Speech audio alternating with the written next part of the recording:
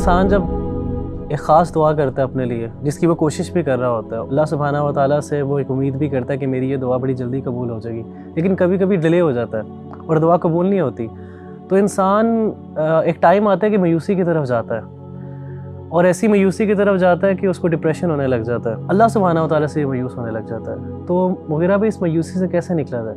T بھائی، ہمیں ہمارے دین نے دعا کے بہت سے آداب سکھائے ہیں، اور میں آپ کے اس سوال کے جواب میں 2 آداب کا ذکر کروں گا۔ پہلا ادب وہ یہ ہے کہ جب بھی انسان اللہ تعالیٰ سے دعا مانگے تو اس کے دل میں یہ یقین ہونا چاہیے کہ میرا رب مجھے اس دعا کا جواب دے گا۔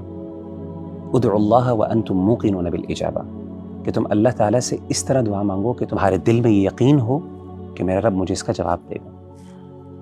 اور ایک بڑی خوبصورت حدیث مجھے بڑی انسپائر کرتی ہے، وہ یہ ہے کہ نبی صلی اللہ علیہ وآلہ وسلم نے فرمایا، ان ربکم حیی کریم، تمہارا رب بہت ہی حیا والا ہے، وکریم، اور بہت کرم والا ہے، یستحیی، اس کو شرم آتی ہے، اس کو حیا آتی ہے، اذا رفع الرجل یدیہ، کہ جب ایک بندہ اپنے ہاتھوں کو اس کی بارگاہ میں اٹھاتا ہے، ان یردہما صفرا، کہ ان کو وہ خالی لٹا دے۔ دوسرا ادب ربی بھائی جو میں سمجھتا ہوں کہ ہم عام طور پہ بھول جاتے ہیں، وہ یہ ہے کہ دعا مانگتے ہوئے جہاں پہ ہمارا بھرپور یقین ہونا چاہیے کہ ہمارا رب جواب دے گا، وہاں پر ہمیں اللہ تعالیٰ سے حسن ظن بھی ہونا چاہیے۔ یعنی دعا کو بغیر حسن ظن کے مانگنا، یہ دعا جو ہے رائے گاں ہو جاتی ہے۔ یہ حسن ظن کا مطلب کیا ہے؟ یعنی اللہ کے بارے میں حسن ظن رکھنا، اس کا مطلب کیا؟ میں آپ کو سیدنا زکریہ علیہ السلام کی مثال قرآن مجید سے دیتا ہوں۔ سورہ مریم کے اندر اللہ تعالیٰ نے حضرت زکریہ علیہ السلام کی دعا مانگنے کی ایک پوری منظر کشی کی ہے، بڑے خوبصورت الفاظ ہیں۔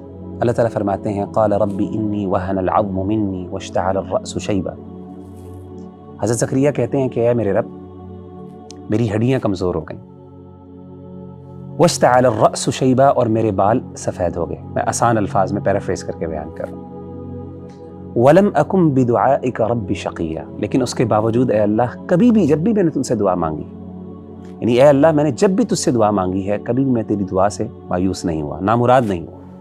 اچھا، یہ دعا تو اللہ تعالیٰ سے مانگی بڑے خوبصورت انداز میں، یعنی عاجزی اور انکساری دیکھیں، لیکن اس کے ساتھ ساتھ یقین بھی ہے کہ اللہ کبھی آج تک میں مایوس نہیں ہوا، نامراد نہیں ہوا۔ اب میں ذرا آپ کو حسن ظن کی مثال دیتا ہوں۔ حسن ظن کا یہاں پہ مفہوم یہ ہے کہ سیدنا زکریہ علیہ السلام نے اس بات کا اقرار کیا کہ اے اللہ، یہ میری ضرورت ہے، یہ میری طلب ہے، یہ میری چاہت ہے، لیکن مجھے اس بات کا بھی یقین ہے کہ تو میری اس ضرورت کو پورا کرنے کے لیے کسی خاص وسیلے کا محتاج نہیں ہے، یعنی میری یہ پریشانی تو بغیر اولاد دیے بھی پوری کر سکتا ہے۔ سبحان۔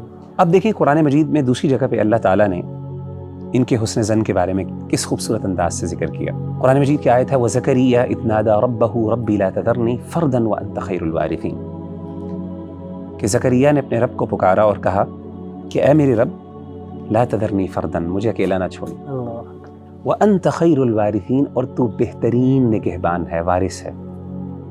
یعنی یہاں پہ اولاد نہیں مانگی، اپنی ضرورت کا، اپنی طلب کو پیش کیا کہ اللہ، میرا اصل مسئلہ یہ ہے کہ مجھے اس بات کا ڈر ہے کہ میرے بعد کیا ہوگا۔ جو انسان کو سب سے زیادہ خوف ہوتا ہے کہ جب میں اس دنیا سے رخصت ہو جاؤں گا تو میرے گھر والوں کا کیا ہوگا، میری بیوی کا کیا ہوگا، میرے والدین کا کیا ہوگا، لیکن ساتھ اس بات کا اقرار کر دیا، اللہ تو بہترین وارث ہے۔ کیا مطلب ہے؟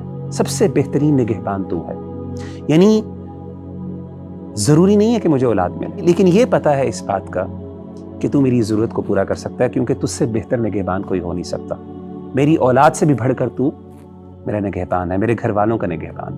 تو ان آیات پر سبحان اللہ میں کبھی غور کرتا ہوں نا، تو مجھے اس بات کا احساس ہوتا ہے کہ آج کل ہمارے ہاں بہت بڑا مسئلہ یہ ہے، جب ہم اللہ سے دعا مانگتے ہیں تو بعض اوقات تو ہمیں یقین ہی نہیں ہوتا کہ ہمارا رب جواب دے گا، اور بالفرض اگر یقین ہو بھی جائے تو اس کے باوجود بعض اوقات ہم اللہ کے بارے میں حسن ظن نہیں رکھ پاتے۔